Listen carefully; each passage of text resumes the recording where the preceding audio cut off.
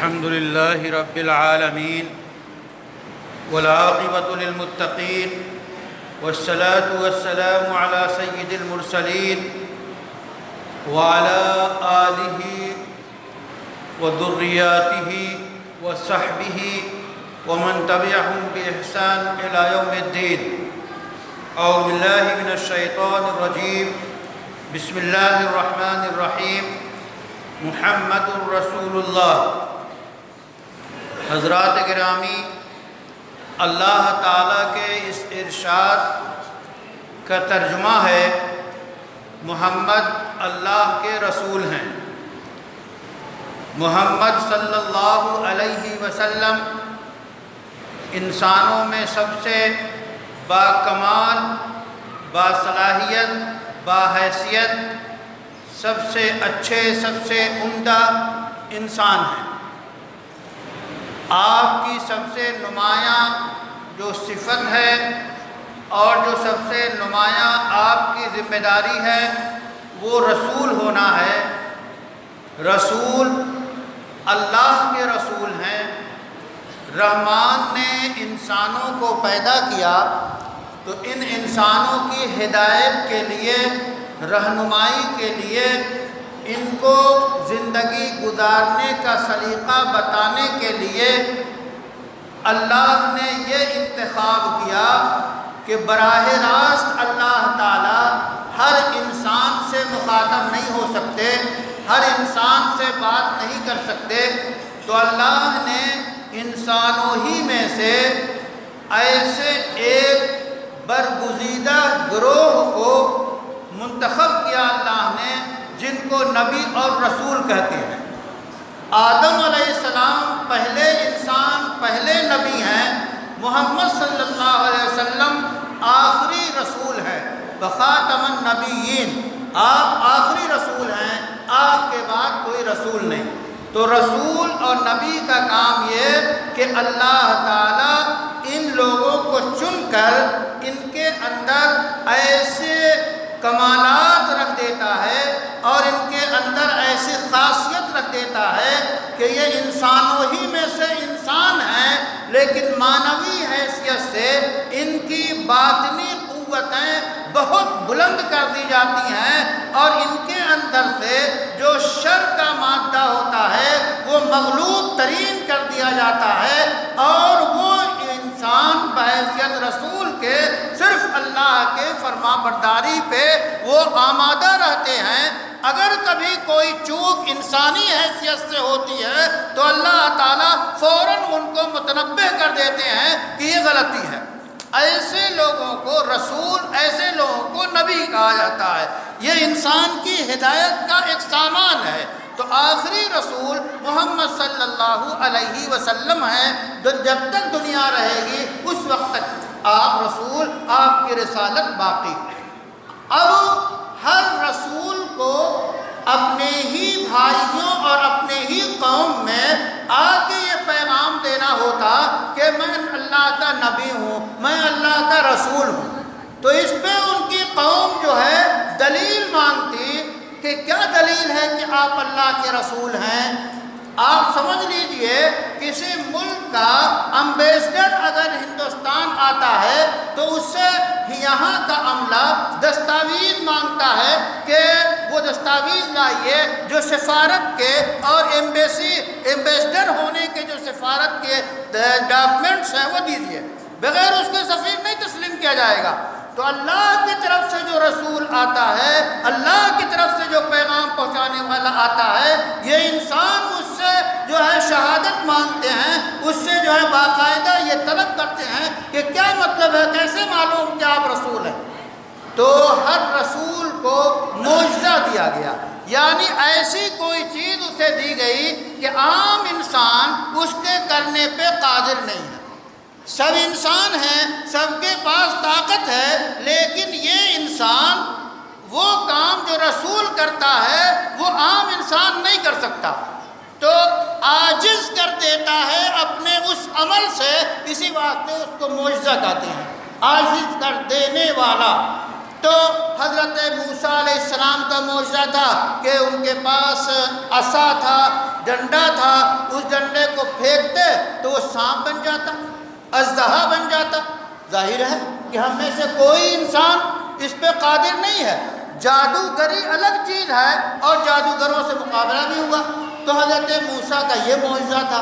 حضرت عیسیٰ علیہ السلام کا معجزہ تھا کہ مادرزاد اندھے پہ ہاتھ پھیرتے آنکھیں لوٹ آتی۔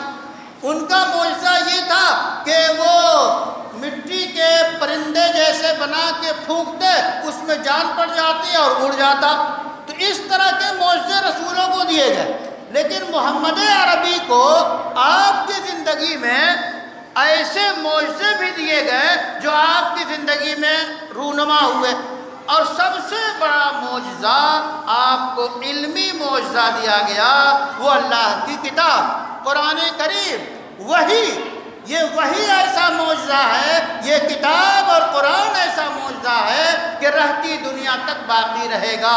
اور اعلان کرتا ہے قرآن، ہے کوئی جو ایک آیت لائے، ہے کوئی جو 10 سورتیں لائے، ہے کوئی جو ایک سورت لائے، ہے کوئی جو اس جیسا کلام لائے۔ اور یہ چیلنج آج بھی باقی ہے۔ اور 1400 سال پہلے عربوں کی وہ جماعت جو عربی زبان میں چوٹی کے ادب کو پہنچی ہوئی تھی، شعر و شاعری، نثر نگاری اور خطبات اور جو ہے تقاریر میں وہ مشہور عرب تھے، ایسے کلام، ایسے بلیغ، ایسے فصیح لوگوں میں یہ کلام نازل ہوتا ہے قرآن، اور چیلنج کرتا ہے فَأْتُوا بِهِ کہ لا، ایک سورہ لا، ان کنتم صادقین، اگر تم سچے ہو تو ایک کلام بنا کے لا دو۔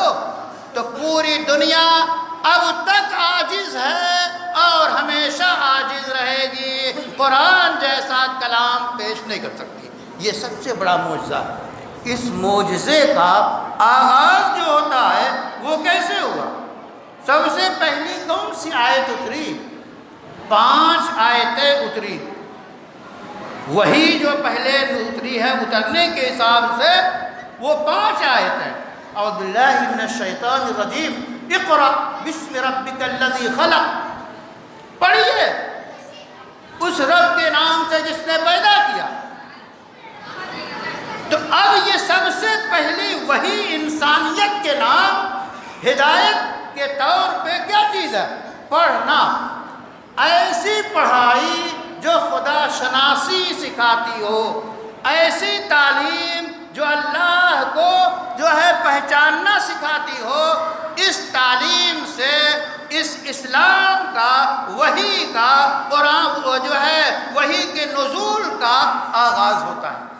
تو اب وہ امت جو جس امت کی پہلی بات یہی بتائی گئی کہ وہ پڑھے، اب جائزہ لیجئے ہمارے معاشرے میں کتنے پڑھے لکھے لوگ ہیں، اور پڑھے لکھے لوگوں سے پڑھا لکھا ہونا اس سے مراد کیا ہے؟ ایسا پڑھا لکھا جو اللہ کو پہچانتا۔